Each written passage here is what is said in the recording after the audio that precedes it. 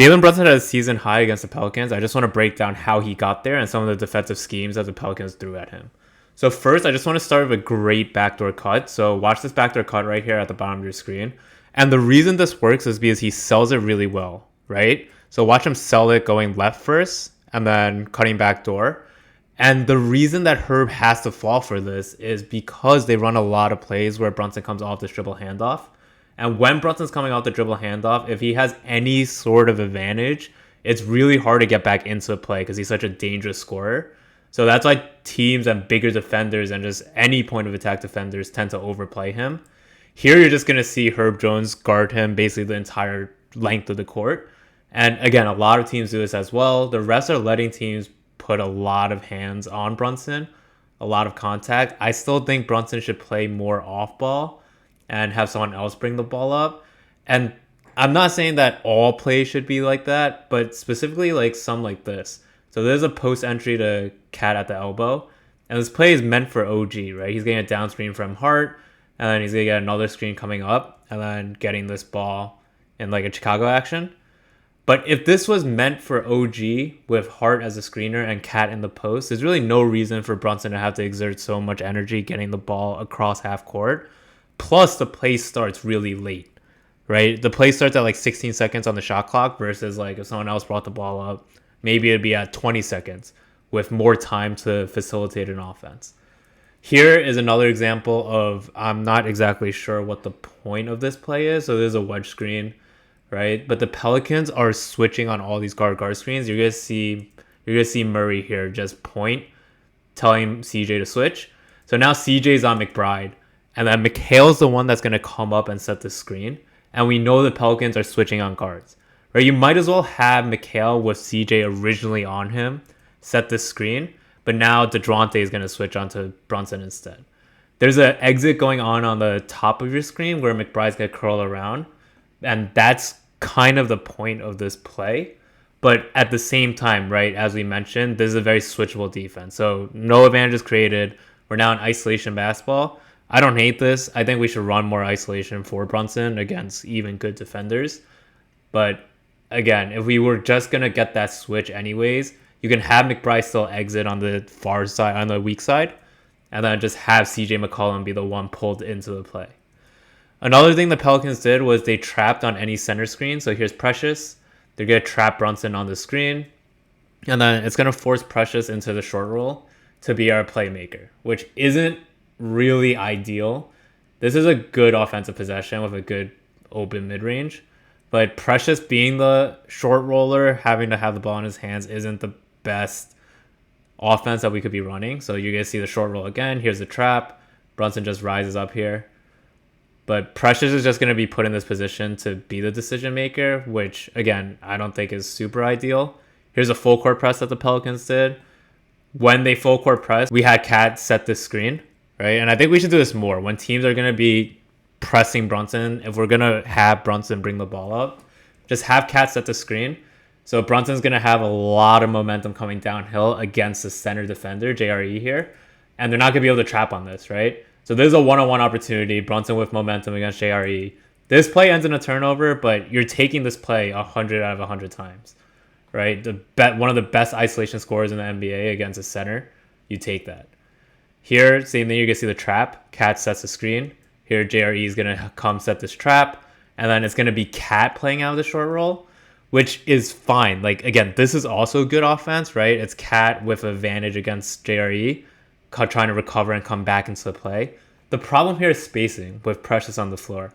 And I'm a huge Precious defender, and I think I like the lineups with Precious, specifically on the defensive side of the ball. But when teams are trapping hard against any pick, you need someone to be able to play make or be able to shoot. And Precious doesn't really provide any of those. You see here, Brunson is signaling that he needs someone on the strong side. So before this pick is set, everyone is preloaded on the weak side. And then he tells McBride to come over.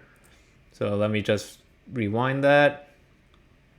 So you can see him here motioning for McBride to come across. Then the screen is set because Brunson knows this trap is coming, right?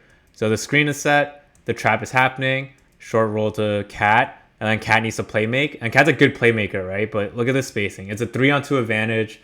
Precious is cutting, Mikhail's cutting, so Trey Murphy can guard both of them. And then that's just negating an advantage created off that trap. Right, Brunson can make that play, but if we can't capitalize on it, there's just not really a point. And that's a lineup solution, right? If Precious isn't in the lineup, unfortunately, that out of the trap works a lot better. You're gonna see the same exact thing here. 3-on-2 advantage created, both of them cut, and then Cat doesn't know where to go with it, sends it to Mikhail, and then this is a good play, good recovery, but it's not like great spacing, right? Here, when Brunson checks back in the second quarter, we're going to switch up how we play against this defense.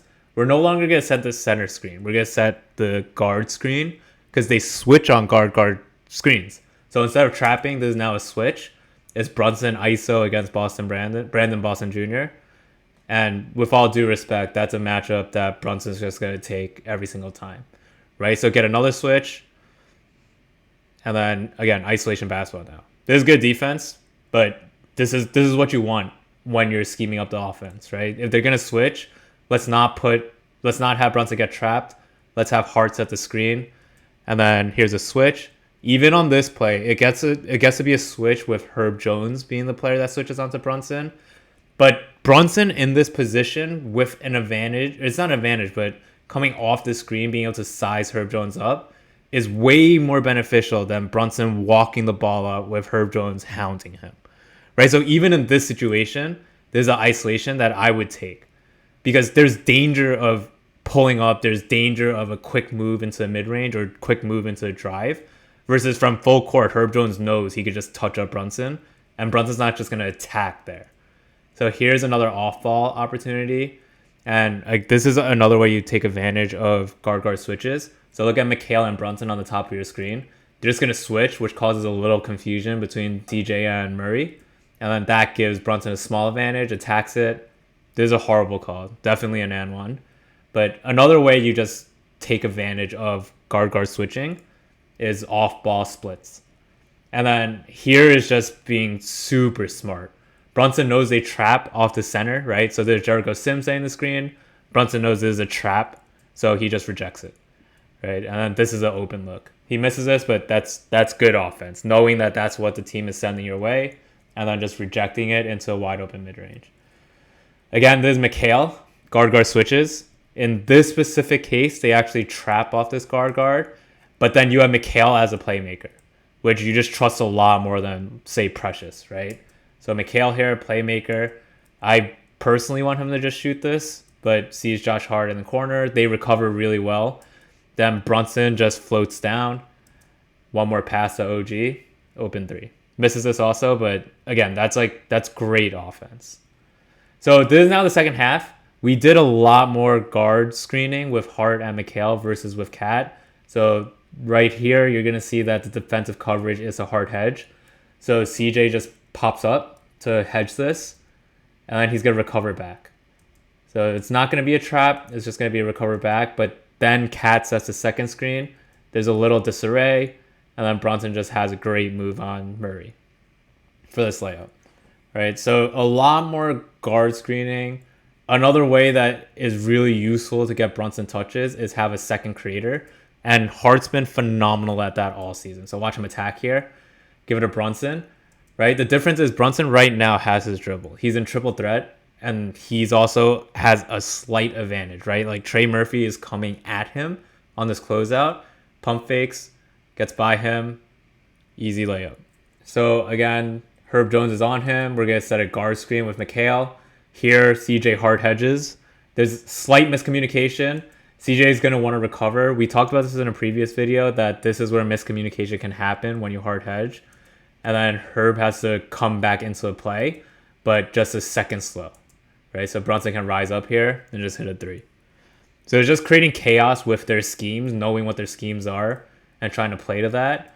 Right, again, you're going to see Mikhail set the screen. This is going to be a trap.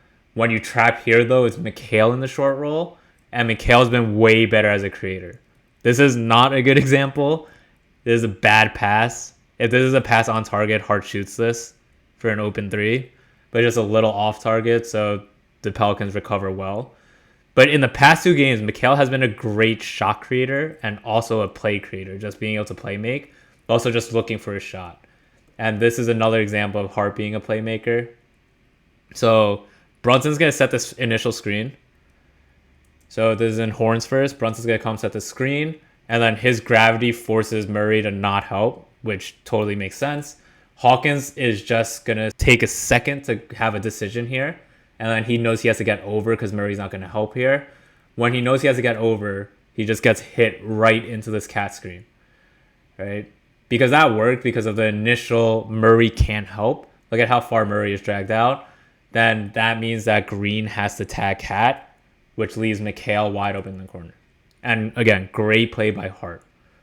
So a lot of alleviating pressure off of Brunson is how good Hart and Mikal can be as shot creators and play creators. And Hart's been really good all season. Mikal's been really good in recent games. Both of them are going to help Brunson get a lot more easy looks. Brunson's been awesome at this all season as well. Just on this trap, hitting the roll man. Great pass to Cat. This is just a great defensive effort by Trey Murphy. But it's just a good play. And then this is just being a superstar. Right? When you're feeling it, you're feeling it. Had to include one of these. Not much to say there, but just great three.